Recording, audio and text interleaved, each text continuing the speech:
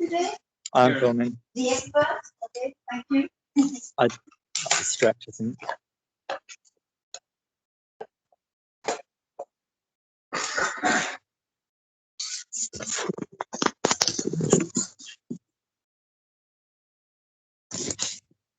I use your plastic forks. Oh, yeah.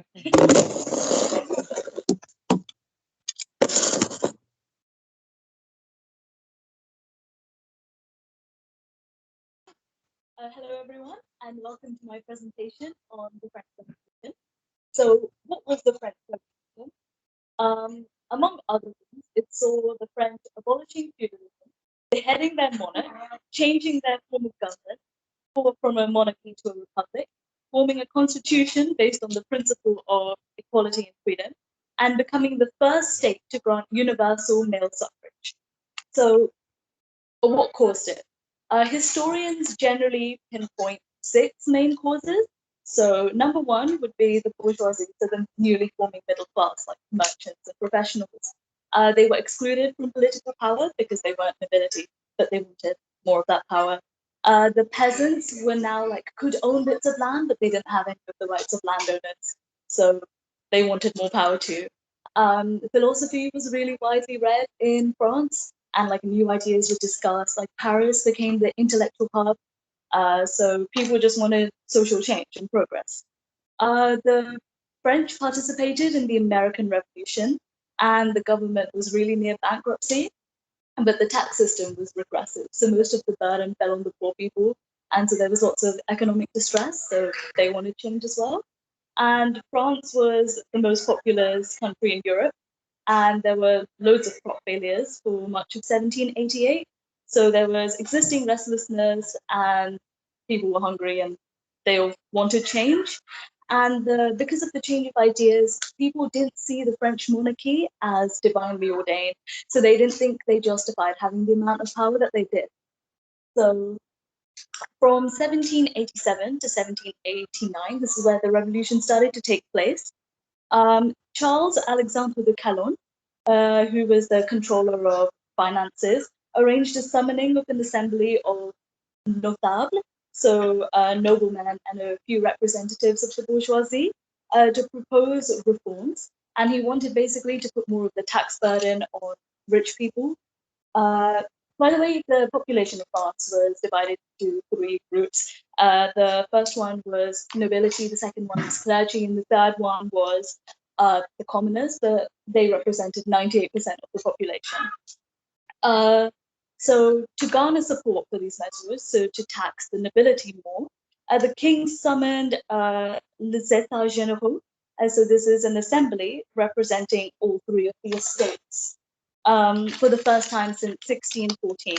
And this meeting was scheduled for May the 5th, 1789. So in the lead up to this meeting, the third estate, so the commoners, wanted to mobilize support for equal representation, and they wanted the abolishment of the noble veto. So in other words, they wanted voting by head, like number, and not by status. While all of the orders shared a common desire for fiscal and judicial reform, as well as a more representative form of government, the nobles in particular didn't want to give up the privileges they enjoyed under the traditional system. So on June the 12th, the National Assembly continued to meet at Versailles. Fear and violence consumed the capital. Even though they were enthusiastic about the recent breakdown of royal power, Parisians grew panicked, and rumors of a military coup began to circulate. A popular insurgency culminated in July the 14th, when rioters stormed the Bastille prison and in an attempt to secure gunpowder and weapons. And many consider this event, now commemorated in France as a national holiday, as the start of the French Revolution. And the Marquis de Sade was one of the 7 or so prisoners inside the Bastille at the time. The wave of revolutionary fervor and widespread hysteria quickly swept the countryside. Revolting against years of exploitation, peasants looted and burnt the homes of tax collectors, landlords, and the elite. And known as the Great Fear, or the Grand Peur, the agrarian insurrection hastened the growing exodus of nobles from the country, and its inspired the National Constituent Assembly to abolish feudalism on August the 4th, 1789, and signing what the historian Georges Lefebvre later called Death Certificate of the Old Order.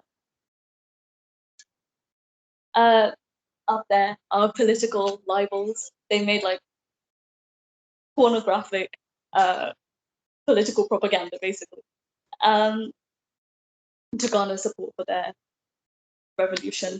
The French government was in constant turmoil throughout the revolution. At the start of the revolution, representatives from the third estate, so the commoners, established the National Assembly, where they demanded that King Louis the 16th give them certain rights. This group soon took control of the country. They changed names over to the Legislative Assembly and later to the National Convention. After the Reign of Terror, a new government was formed called the Directory, and this Directory ruled until Napoleon took over. So the darkest period of the French Revolution is called the Reign of Terror, which lasted from 1793 to 1794. During this time, a man named Robespierre led the National Convention and the Committee of Public Safety.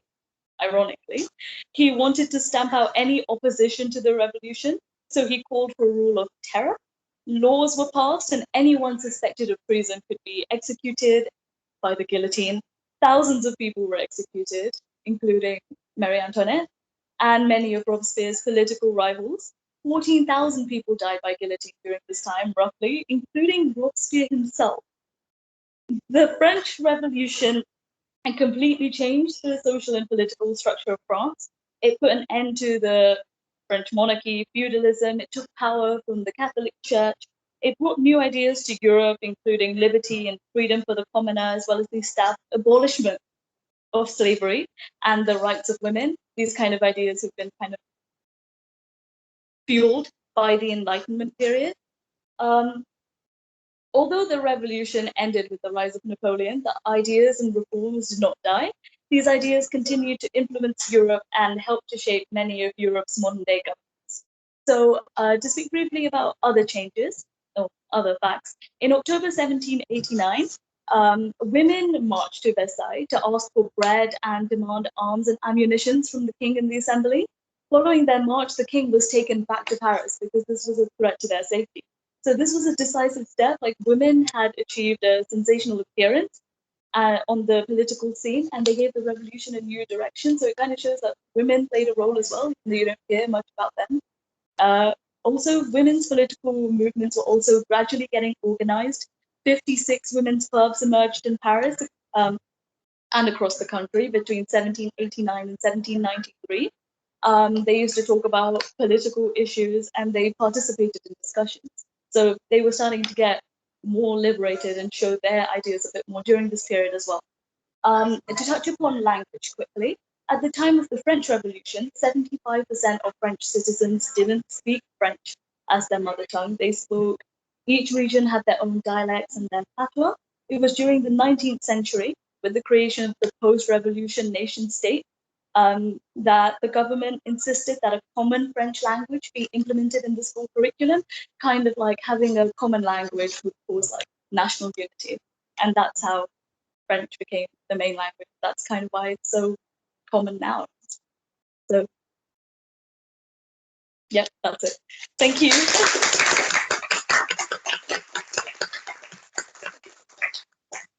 Oh, any questions? Yes. Do you know any of like language before? No, I don't know the names. But there were loads of dialects, I think up to 1,000. And I know that language is still kind of divided even now. Like in the north and the south, they have slightly different dialects even now, but I don't know the exact.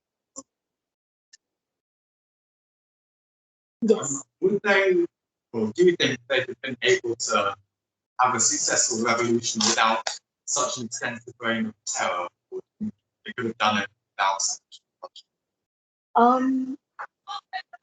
I think they would have been able to have a successful revolution without that much bloodshed, because it was pretty much the entire country being gripped for a need of change.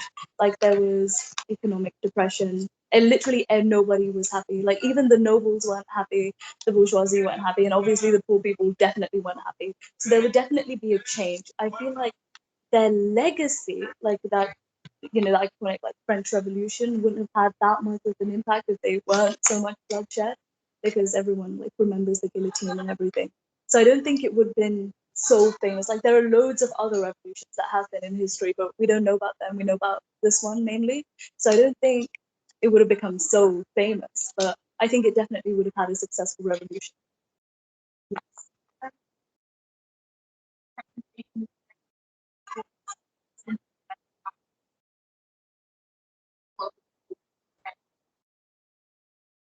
Um, I feel like things that are anomalous, like the Reign of Terror, they it's just a product of anger, and it's like things that happen that just accumulate in this one event that people see.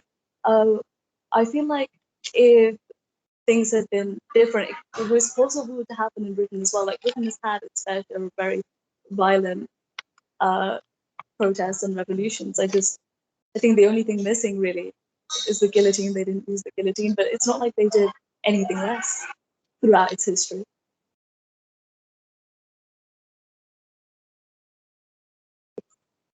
Um, so both historically and at present, well, having their language suppressed and very British by the government. But at the same time, arguably, the common French language was quite successful. So do you think it's, I guess, both necessary and worth to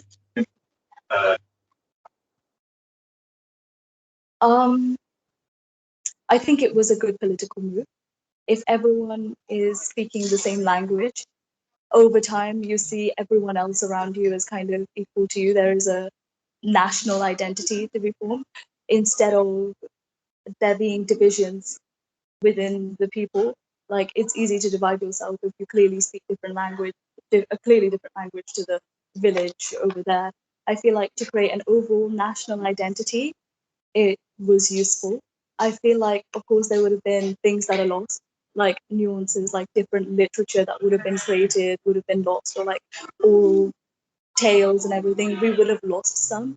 But I feel like once with the entire country has a language, then the literature and everything, it becomes more famous. So I think we got a lot from that, from French becoming the main and unified language. But I feel like, of course, people would have felt suppressed at the time if they were having a new language that wasn't theirs forced on them.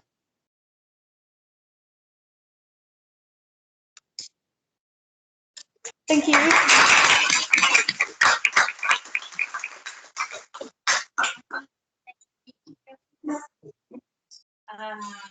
Well, thank you very much in advance, and hopefully you will follow us. Next meeting at 7. Thank you very much, everyone. And thank you, Shruti.